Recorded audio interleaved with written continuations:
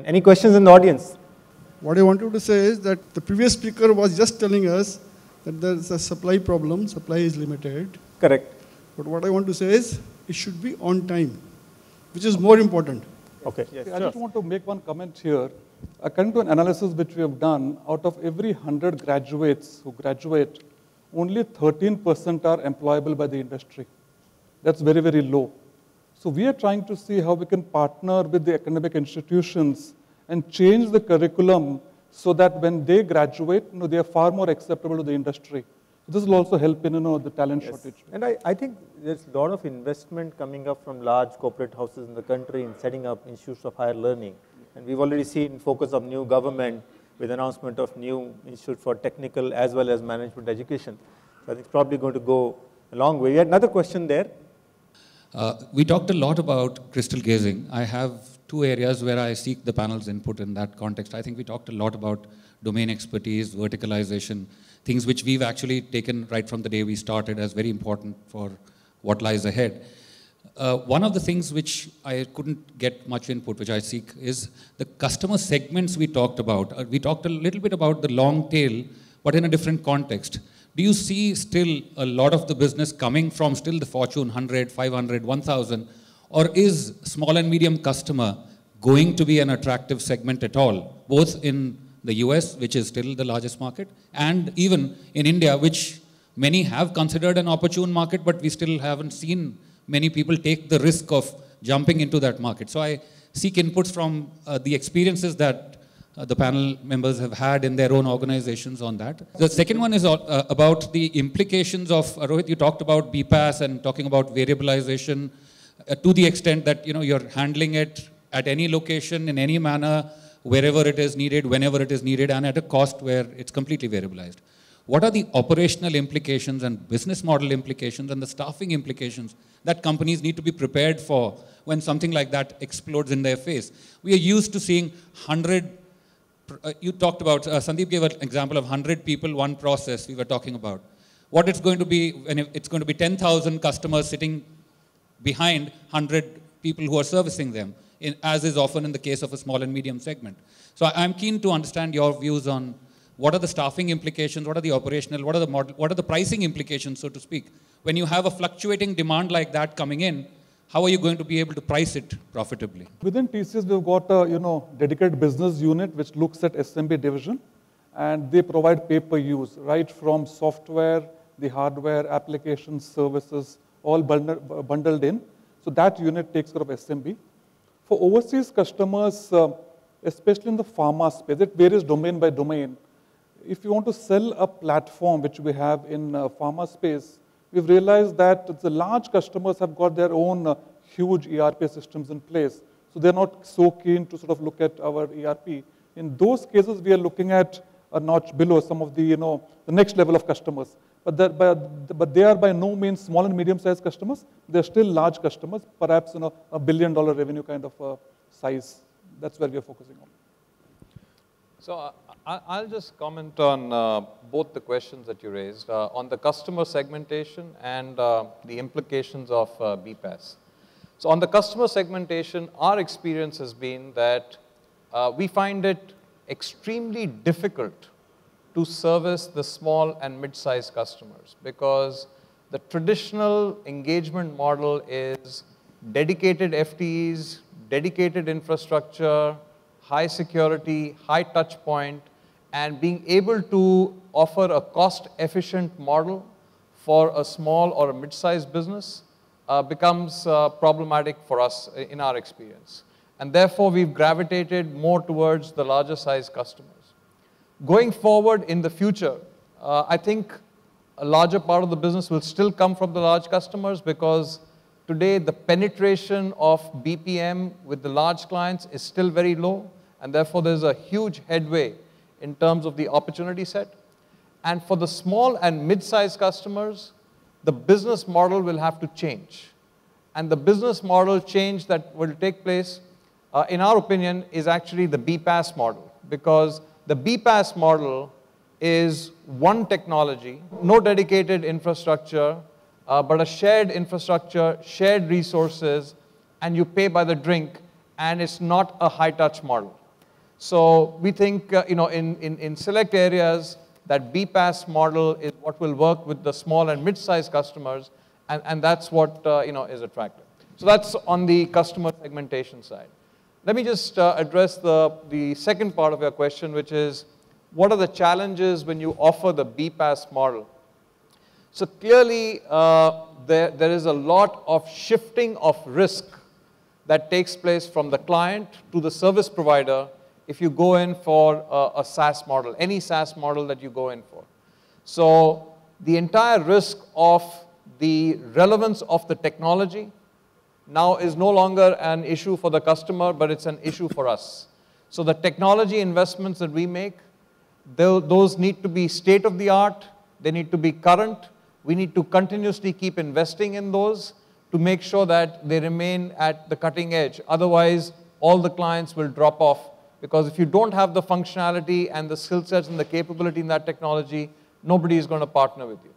The second thing is, because the pricing model is to pay by the drink and to completely variabilize the cost structure, obviously if a particular industry or a particular client, their volumes go down, that entire risk passes on to us. So it's about how do you spread the cost across multiple clients and across multiple industries, in fact even. And how do you take one technology and apply that across multiple technologies? That becomes really important. And you also asked about the pricing models. And there's a very interesting and fascinating book it's called Consumption Economics.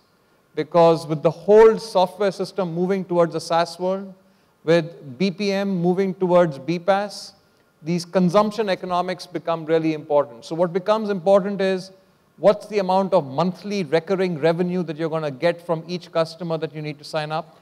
How much of diversification do you need? Where do you break even? And where do you, keep making investments to provide the additional value to your customers? So this is, I think it's an evolving journey. There are a lot of risk associated with it. But I think if you get the model right, I think it's very sticky. It can be hugely valuable because you suddenly make your revenue curve non-linear, and your reliance on a number of people to get a certain amount of revenue just breaks away. So it's got a huge advantage, and it definitely has a number of risks on the downside as well. On the supply side, do we see this also driving a different kind of consolidation at the back end? Because obviously it's a huge investment game and with huge risk. So do you see the whole forces of technology providers, service providers, product providers, somewhere coming together? Because in the whole cloud equation as well, somewhere somebody needs to translate that value. And I see BPO or that resource fitting well with that level of skill. Do you see that kind of consolidation happening at the back end? I think it would, you would see that happening, but it's going to be a lot more specialized. So if you've got generic technology skills across, different, applications, and you can do a lot of maintenance work, that's one kind of capability. But what this is going to require is very specific functionality capability. And if you have that specific functionality capability on the technology side, it's going to be very valuable. Yeah, exactly. I mean, the level that you are mentioning is almost like a Deloitte or Accenture level of expertise combined with a very verticalized product and somebody who has the technology strength to maintain it and somebody who front ends it. Right. Right. And then the combined risk is significant as well. Actually, there are some 2-3 very interesting examples. One of the biggest examples I can think of is actually this company called ADP. They have, it's actually a very large company. They will not call themselves a BPO, but they just focus on, paychecks, right? If you are working in the US, chances are that many of your paychecks would actually be printed either by ADP or a smaller company called Paychex, right? That's it. They just focus on this, and it's a multi-billion-dollar company spread across the world. It's in India too today. A couple of other companies, a company called Indegene that does something similar in the pharma publishing space, and a company called Haibu, which actually does something similar for Yellow Pages. So very focused, very platform-driven. So from your perspective, one thing they want to go back and think about, in their business today. My point of view would be things are changing. Look for new opportunities. There are a lot of new things happening out there. Like I mentioned, you know, fitness is a big craze. One of my clients went and looked for the car dealership. So there are a lot of untapped opportunities out there, especially for the long tail companies. So look for the future, So, don't get mired down by what's not working. Rohit, your advice? You know, my advice is, as I said, figure out how you can deliver value. And the ways in which you can deliver value are a number of different ways. And that's going to be the basis of competition. So you need to figure out, you know, how do you deliver value and you know, how do you do that in a sustained way and in a way that will continue to evolve as the market evolves. Fantastic. So if you have the value, understand where the value, the moment of truth is, you are safe. Sandeep. Yeah, so instead of repeating what you know, the others have said, which is absolutely right, let me give a very different perspective. Some of you were asking or saying about the domestic business in India. I think that's a business which is going to grow in the next few years. So some of you guys who are focused on that, companies are willing to pay a higher price for that business. So that is a business, if you're there, do stay focused on that, but look at value addition. So if you're doing telecom, can you do data, can you do 3G, can you do other things? So the international business is great, but the domestic business is also a viable one. So some of you guys who are looking at that is a business also which will grow and stay in the future. Very valuable. I think it was 7 years ago when, at least in the IT services, Indian domestic market growth rate overtook the overseas. I mean, it was the same paradigm, and since then, it's become a sizable market. It definitely helps you bridge risk and do a different, you know, angle to your business, and you're here, so inherent advantage. Correct. So, Ashok, your one takeaway people want to go and do today. Sure. So to drive increasing differentiation, I would suggest that you look at investing in domain expertise, industry knowledge deeply, and leverage the digital forces of social, mobile, cloud, automation, and so on and so forth to drive increased value for the customers. So thank you so much. You've been a wonderful audience and wonderful panelists. I think future looks absolutely positive as long as you are logged on to the value for your customers and you're making the right decisions in terms of moving forward with technology, diversifying your risk, understanding deeply where the value is, and keeping your optimism on. Thank you so much.